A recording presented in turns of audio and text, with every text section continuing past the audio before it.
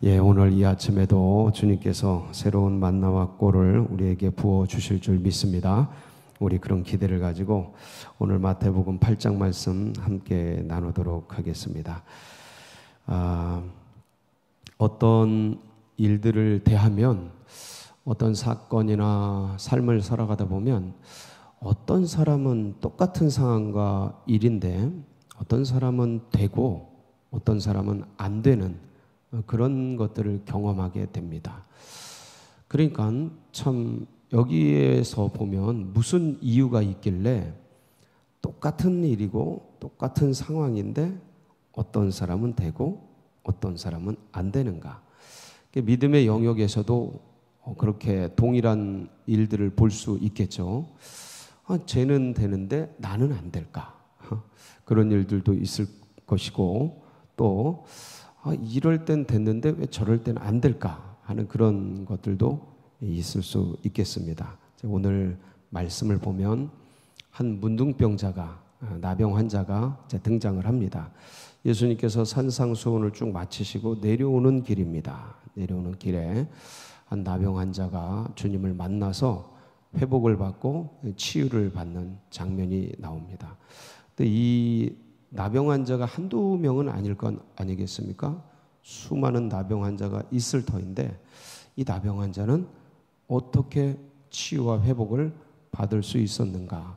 오늘 말씀에 이런 것들을 주님께서 또 사도들을 통해서 기록을 하신 이유는 이런 말씀들을 보면서 주의 뜻을 파악하고 영적인 메시지를 받고 우리가 그 삶을 따라가도록 하기 위해서, 구원받은 자로서의 삶을 살게 하기 위해서 기록한 말씀입니다. 우리는 그런 거를 파악해내는 거죠. 그것들을 주님의 마음, 주님의 뜻, 주님의 의도를 끄집어내는 거예요. 그래서 그것을 계시받고 그것이 이 땅에서 살아내고, 오늘도 이 말씀을 같이 상고하면서 주님의 뜻을 붙들고 잘 박힌 모처럼 가슴에 새기는 복된 시간 되기를 축복합니다. 오늘 이 8장 말씀은 7장 산상수훈 끝나고 연결되는 말씀이라고 했습니다. 그래서 이 나병 환자의 사건과 산상수훈 마지막 사건 속에서 뭔가 연결되는 그런 부분들이 있습니다. 그래서 그 지점이 어떤 것이냐면 마태복음 7장 29절 말씀을 한번 보시겠습니다. 거기 보면 이런 말씀이 있습니다. 이는 그 가르치시는 것이 권위 있는 자와 같고 그들의 서기관들과 같지 아니함일러라. 자, 여기 보면 주님의 가르침과 서기관들의 가르침에 뭔가 다른 점이 나와 있습니다. 그렇죠? 주님의 가르침은 어떻다는 거예요? 권위 있는 자와 같고, 서기관들은 서기관들과 같지 않다라는 거예요. 그러니까 권위나 뭔가 없다라는 거죠. 그래서 서기관들은 저때 당시에 종교 지도자들의 대표 단수입니다.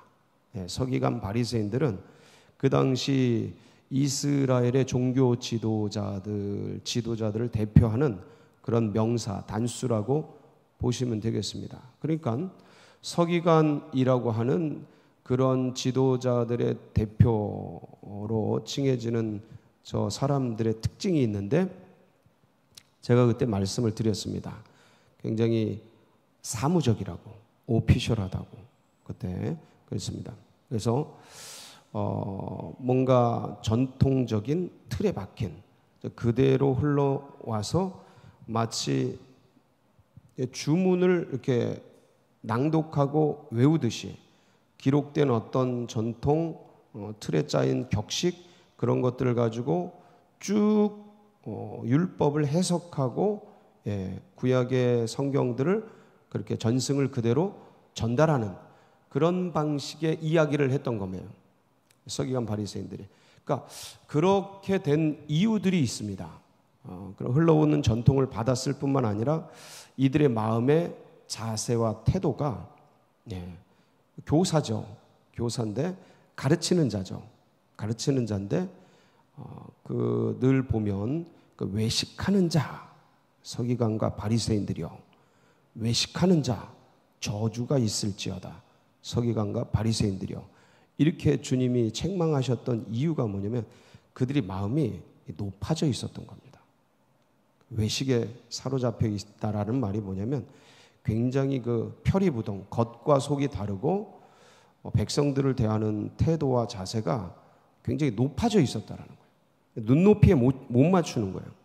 그 백성들의 애환, 그들의 아픔, 그들의 삶의 어떤 고통, 이런 것들 속에 그것들을 맞춰서 그것들을 헤쳐나갈 어떤 복음의 말씀, 은혜의 말씀을 전하는 게 아니고 이 있었던 전통을 그대로 전달하고 이것대로 따라와라 라는 그런 자세. 그러니까 자세가 굉장히 높은 거죠. 태도가 되게 딱딱한 거예요. 오피셜한 거예요. 그러니까 이 서기관들의 모습을 생각하고 이 모습을 기억하고 오늘 이제 8장 1절 2절로 들어가는 겁니다. 이게 그래서 연결이 되는 거예요. 이미지가 서기관들은 권위, 감동, 은혜가 없었다. 왜 그랬을까? 이 문둥이 나병 환자는 치유를 받는데 어떻게 치유를 받을까? 예, 한번 보실게요. 8장 1절 2절 한번 보실게요. 예수께서 산에서 내려오시니 수많은 무리가 따르니라. 정말 많은 사람들이 따라왔겠죠. 거기 수많은 병자들도 있었겠고요. 자, 2절. 한 나병 환자가 나와 절하며 이르되. 나와서 뭐 했다고요? 절하며 이르되. 이렇게 얘기합니다. 주여 원하시면 저를 깨끗하게 하실 수 있나이다. 여러분, 여기서 이 나병 환자의 자세와 태도에서 뭐가 보입니까? 굉장히 겸손하죠. 그렇죠? 그리고 뭐를 인정하는 거예요? 저 고쳐주세요. 저 치유해주세요. 저 좀 낫게 해주세요.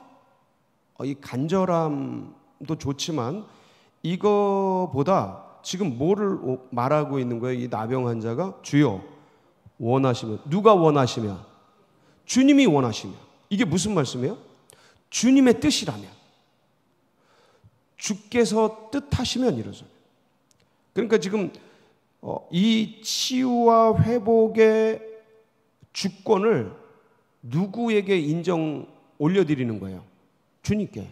주의 뜻이라면, 주님이 뜻하시면, 주님의 뜻대로 되기를 원하나이다. 여러분, 이 나병 환자가, 나병이라는 게 우리도 다 들어서 알지 않습니까? 저는 어릴 때 그 나병 환자들을 많이 봤습니다. 생생해요. 그 코 없고 입 찢어지고 손가락 없고 이런, 그들 도망가고 막 그랬거든요. 가까이 오면 막 도망가고. 학교 다닐 때 그 기찻길 그렇게 뚫어진 구멍으로 해서 넘어가면 거기 나병 환자촌이 있었어요. 따로 있어요. 같이 있지 않아요. 근데 글로 들어가죠. 지름길이라, 학교 가는 지름길이라. 그러니까 돼지치고 양계장 하시고 막 그래요. 근데 멀리서 오면 그럼 소리치면서 도망갑니다. 가까이 하지 않아요. 그 삶의 애환이 있어요.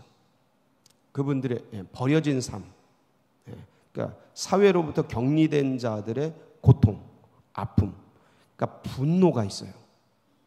한이 있는 거예요. 억울함이 있는 거예요. 누구는 병 걸리고 싶어서 병 걸렸나?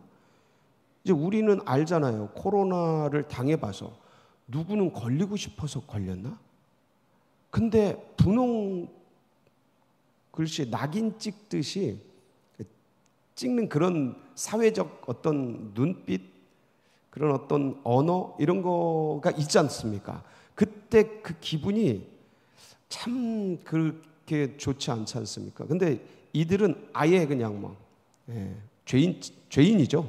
죄인 취급 정도가 아니고 죄인인 거예요. 나병에 걸리면 죄인인 거예요. 그냥 공개적으로 죄인이라고 낙인 찍는 거예요. 한과 분노와 고통과 인간이 이런 취급을 받으면 그 영혼 속에 인식과 사고 체계가 완전히 무너지죠. 여기서 버텨낼 사람이 없어요. 요셉이 감옥에 들어가서 그 하나님을 향한 인식을 지키고 있는데, 믿음을 붙들고 있는데, 그건 대단한 거예요. 근데 그거보다 훨씬 더한 게 뭐냐면 이런 거예요. 사회적인 공론적인 그런 사람들이 그냥 낙인 찍어서 죽여버리는 거예요. 매도해버리는 거죠. 그래서 이건 또 물리적인 질병까지 있잖아요. 나병이라는 다 뭉그러지지 않습니까? 손발이 괴물같이 가까이 안 해요. 그러니까 겉에 물리적으로 형태, 손가락, 발가락, 눈, 입술, 코 이런 게 없어지는 것뿐만 아니라 자아와 인식, 이런 지식 이런 게 송두리째 무너지면서 자기밖에 몰라요. 분노밖에 안 남아. 억울한 한밖에 안 남아요. 그냥 악밖에 안 남는 거죠. 그러니까 이런 거 뭐 고쳐달라 해도 그냥 고쳐자 뭐 이런 거죠. 마치 정신이 좀 이상한 미친 사람들 같은 그런 태도가 나오는 겁니다. 근데 이분 보세요. 그걸 이겨낸 거예요. 그러니까 이 나병 환자 속에 도대체 뭐가 들어갔냐 이거예요. 주여 원하시면 저를 깨끗게 하실 수 있나이다. 여러분 이거 굉장한 믿음 아닙니까? 와, 이 자세와 태도 가서 무릎 꿇고 절하고 이게 양성으로 판명된 사람인 것 같아요. 사람들 앞에서 나오는 거 보니까 그래도 이렇게 안 되거든요. 사람들 무리가 있는데 그 앞에 나간다. 이거 대단한 위험한 일이에요. 왜냐하면 격리돼 있거든요. 사회로부터. 근데 지금 무리가 나오는데 그 앞으로 달려나간 거 아니에요. 이거 굉장히 위험한 행동인데 거기서 무릎 꿇고 절을 하면서 주님 저를 원하시면 이거 원하시면 저를 깨끗게 하실 수 있나. 그 자세를 보고 태도를 보라는 거죠. 서기관, 바리새인, 나병 환자. 이러니까 고쳐지는 거예요. 이러니까 회복이 있는 거예요. 그러니까 잘나고 지식 있고 뛰어난 그 사람들은 뭔가에 갇혀서 자기 세계 속에 전통에 갇혀서 못 나오는데 병에 갇히고 사회에 격리되고 이런 사람이 주님 앞에 나와서 엎드려서 주의 뜻대로 되기를 원하는 이 자세와 태도를 주님께 올려드리니까 거기서 뭔 역사가 일어나요? 치유의 역사가 일어나는 거예요. 3절 보겠습니다. 이것도 되게 감동이죠. 3절. 예수께서 뭐를 내밀어요? 손을 내밀어 그에게 대시며 이르시되 내가 원하노니 깨끗함을 받으라 하신 즉시 그의 나병이 깨끗하여 진지라. 손을 내밀어 그에게 대시며. 여러분 좀 아까도 말씀을 드렸는데 우리가 코로나 시국에 손 한번 대는 거, 누군가에게 접촉하는 거, 이게 얼마나 어려운 건지를 우리는 학습을 했어요. 지난 2년 반 동안 우리도 모르게 이게 학습이 됐어. 그래서 누군가에게 손을 댄다. 이거 대단히, 그리고 이미 확인된 감염자, 예를 들어서 코로나 확진자에게 손을 댄다. 여러분 이게 쉬운 일입니까? 코로나 사실 아무것도 아니에요. 감기처럼 지나가는 겁니다. 그런데도 손대는 게 어때요? 확진자야. 이 사람이 확진자야. 손댄다. 어때요 여러분? 가능하시겠어요 혹시? 그러니까 이게 관념적으로 있던 게 우리도 모르게 사회적으로 지난 2년 반 동안 학습돼서 코로나 환자 감염된 확인된 사람 손대는 것도 어려운데 지금 주님 보세요. 손을 내밀어 누구에게? 나병 환자에게. 그에게 대시며. 이게 사람을 감동시키는 거예요. 이게 나병 환자를 감화시키는 겁니다. 그러니까 이게 주님이 우리에게 오셨잖아요. 이 나병 환자들에게 죄에 부패한 전적으로 썩어 문드러진 죄라는 바이러스에 감염돼 버린 인류 가운데 찾아오셨잖아요. 누구에게요? 누구에게? 이게 나죠. 이게 나죠. 이런 걸 보면 은혜가 되는 거예요. 이런 게 안 보이면 서기관이 되는 거예요. 안 느껴지는 거예요. 뭐 문둥병 걸린 거죠. 안 보이고 주님의 사랑과 은혜가 안 보이고 안 느껴지면 뭐 걸린 거죠. 내가 자세와 태도가 뭔가 뭉그러진 거죠. 망가진 거죠. 예, 이것들을 이렇게 되시면서 깨끗함을 받으라. 여러분, 이 주님이 원하시니 깨끗함을 받으라. 이 사건이 내 사건 되기를 원합니다. 근원적으로 됐죠. 목욕했죠, 우리는. 그런데도 날마다 손발을 씻어야 돼. 그래서 이 사건이 내 사건이 되길 바랍니다. 주님의 손이 내 발에, 내 손에, 내 영혼에 딱 대시면서 아들아, 딸아, 깨끗함을 받아라. 내가 원하노니. 그리고 이제 4절 주님께서 상가 아무에게도 이르지 말고 다만 가서 제사장에게 내 몸을 보이고 모세가 명한 예물을 드려 그들에게 입증하라. 이 말씀 나오지 않습니까? 이 말씀 왜 드렸는지 아세요? 왜 하셨는지 아세요? 여러분, 이게 그러니까 사람이라는 게 막 치유되고 회복되고 막 그러면 어떤 일이 기도하고 막 간구해서 성취되고 이루어지면 사람이 이렇게 또 자세와 태도가 그 화장실 가기 전과 간 후가 같으면 은혜인데 이 사실은 대부분 달라집니다. 예, 달라져요. 금식 전과 금식 후가 달라집니다. 예, 신기하게 수련의 전과 수련의 후가 달라져요. 부흥의 전과 부흥의 후가 달라져요. 그러니까 은혜를 안고 더 깊은 데로 나가야 되는데 아, 끝냈다. 아, 해냈다. 이게 엘리야가 무너진 이유죠. 갈멜산에서 엄청난 역사를 이루고, 예? 바알 선지자 아세라 선지자를 깨부시고 승리한 뒤 이세벨의 여인의 그 한마디에 무너진 이유가 이거죠.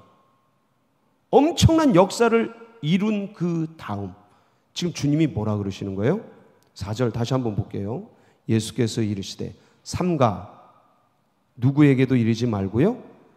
사람 아무에게도 아무 사람에게도 말하지 말고 가서 제사장에게 내 몸을 보이고 모세가 명한 예물을 드려 그들에게 입증하라. 주님께 먼저 가라. 여러분, 이 나병 환자의 치유 과정은 레위기 14장에 자세히 나와 있습니다.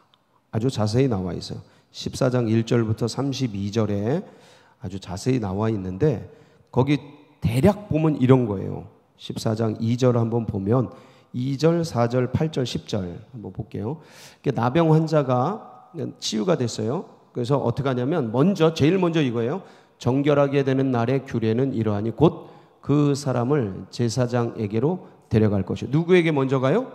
제사장에게 먼저 갑니다. 근데 치유와 회복이 되면 우리가 그 10명의 나병 환자 치유 과정을 알지만 누가복음 17장에 나와 있잖아요. 그 10명 중 한 사람만이 그 사마리아인이 누구에게로 찾아옵니까? 예수님께로 찾아오죠. 나머지는요, 그냥 떠나가죠.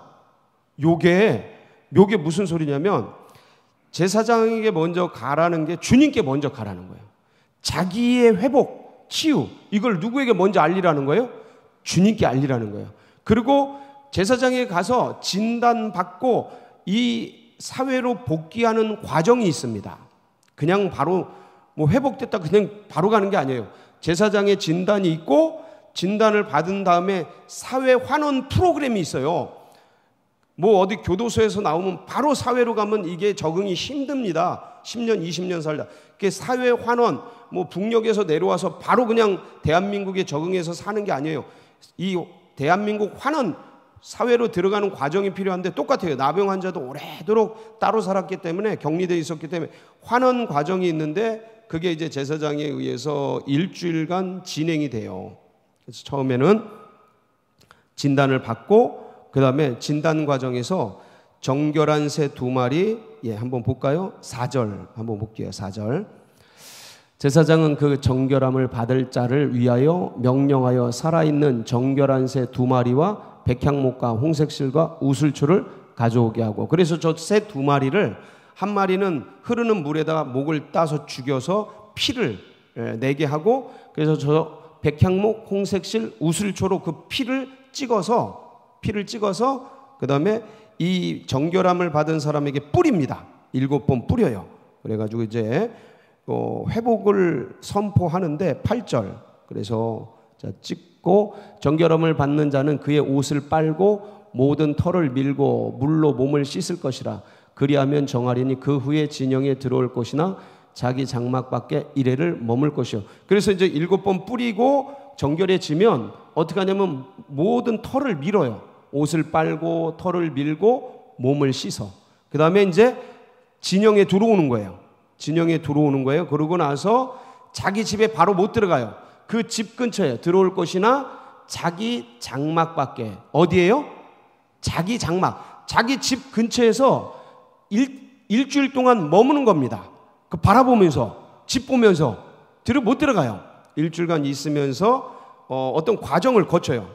너무 사모하는 집 돌아왔는데 못 들어가면서. 그리고 일주일이 지난 뒤에 8일째 되는 날 제사를 드립니다. 8절 10절 8째 날에 그는 흠 없는 어린 순양 2마리와 1년 된 흠 없는 어린 암양 1마리와 또 고운 가루 10분의 3 에바를 기름 섞은 소재물과 기름 한 녹을 취할 것이요. 그래서 저 3마리지 않습니까? 순양 2마리, 암양 1마리. 그래서 속건제, 속죄제, 번제 이걸 드려요. 먼저 속건제 어린 양을 잡아서 피를 낸 다음에 이 피를 이 치유받은 사람 귓불이, 그 다음에 손가락, 오른쪽 엄지 손가락, 오른쪽 엄지 발가락에 이렇게 피를 뿌리고, 그 다음에 기름을 취해요. 기름을 취해서 그다음에 이제 또 여기다 7번 뿌리고, 이 나은 사람에게 7번 뿌리고, 요 피 묻은 그 위에 기름을 이렇게 또 이렇게 덧입힙니다. 그다음에 남은 기름을 이 치유받은 사람 머리에다 기름 바르고, 그래서 피와 기름으로 이렇게 회복이 된 다음에 속죄제 드리고 번제 드리고 그 다음에 집으로 들어가요. 이런 과정이 있어요. 지금 제가 무슨 말씀 드려요? 치유됐다고 사람에게 가지 말고 어디에 먼저 가라? 주님께 먼저 가라는 거예요. 주님께 거기서 예배 드리고 주님께 확인받고, 이 삶의 자세와 태도, 이걸 놓치지 말아라는 거예요. 회복됐다고 놓치지 말아라. 사랑하는 성도 여러분, 그러니까 우리가 믿음의 길을 걸어갑니다. 내가 어느 때는 왜 안 될까? 똑같은데, 그땐 됐는데 지금 왜 안 될까? 이런 일들이 있을 수 있습니다. 쟤는 되는데 나는 왜 안 될까? 있을 수 있습니다. 돌아보시기 바랍니다. 이런 말씀을 통해서. 그래서 내 마음과 자세가 지금 어떤가? 이 나병 환자 이 자세를 우리 가슴에 품고 또 하루를 힘있게 시작하는 복된 날이 되시길 축복합니다. 같이 기도하시겠습니다.